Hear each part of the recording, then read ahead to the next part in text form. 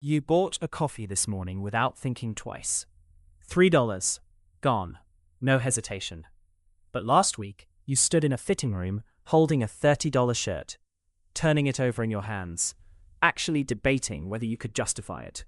Same amount of money leaving your account, roughly 10 cups of coffee's worth, and yet one purchase felt effortless, while the other felt like a decision that required negotiation with yourself. Why does your brain treat identical dollars so differently depending on what they're attached to? The answer isn't about the shirt or the coffee. It's about how your brain never actually evaluates a price on its own. It evaluates it in comparison to something else, and that comparison quietly rewrites how expensive something feels. Daniel Kahneman and Amos Tversky, the same psychologists who mapped out loss aversion, also discovered that people judge value relative to a reference point, not in absolute terms. Your brain doesn't ask, is $3 a lot of money? It asks, is $3 a lot of money for a coffee? And because you've bought hundreds of coffees priced somewhere between $2 and $6, $3 sits comfortably inside a category your brain has already normalized. A $30 shirt gets compared to an entirely different mental shelf, one stocked with memories of $5 clearance racks and $40 splurges. And $30 lands in a spot that feels like it demands justification. Richard Thaler ran an experiment that captures this perfectly. Imagine you're buying a calculator for $15, and the salesperson tells you the same calculator is $5 cheaper at another store, a 20-minute drive away. Most people say yes, they'd make the drive to save $5. Now imagine you're buying a $125 jacket, and the same salesperson tells you it's $5 cheaper at a store 20 minutes away. Most people say no, it's not worth the drive. The actual amount of money saved is identical.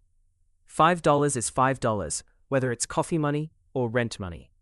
But your brain isn't measuring the $5 on its own. It's measuring the $5 as a percentage of the thing you're buying. And a discount that feels huge against $15 feels microscopic against $125. This is what Thaler called transaction utility, the pleasure or pain you feel not from the object itself, but from the deal surrounding it. And it explains exactly why the shirt felt harder to buy than the coffee. It's not that $30 is objectively a difficult number. It's that $30 compared to your mental reference point for a shirt feels large, while $3 compared to your mental reference point for a coffee feels tiny, even though 10 coffees would cost you exactly as much as the shirt you hesitated over. Have you ever agonized over a $50 purchase, then casually added $20 in small extras to an already expensive order without blinking? That's the same bias working in reverse. Once you're inside a big purchase, like a car or a vacation package, additional costs get compared to the size of the whole transaction, instead of evaluated on their own. An extra $200 for a better car stereo feels small next to a $30,000 purchase. The same $200 spent alone on a random Tuesday would feel enormous. Retailers understand this instinctively, which is why add-ons and upgrades always get pitched during the biggest purchase when your sense of scale is already distorted. None of this means you're bad at managing money. It means your brain was never built to evaluate numbers in isolation. It was built to compare, to categorize, to judge things relative to whatever reference point is nearby. That system works reasonably well most of the time.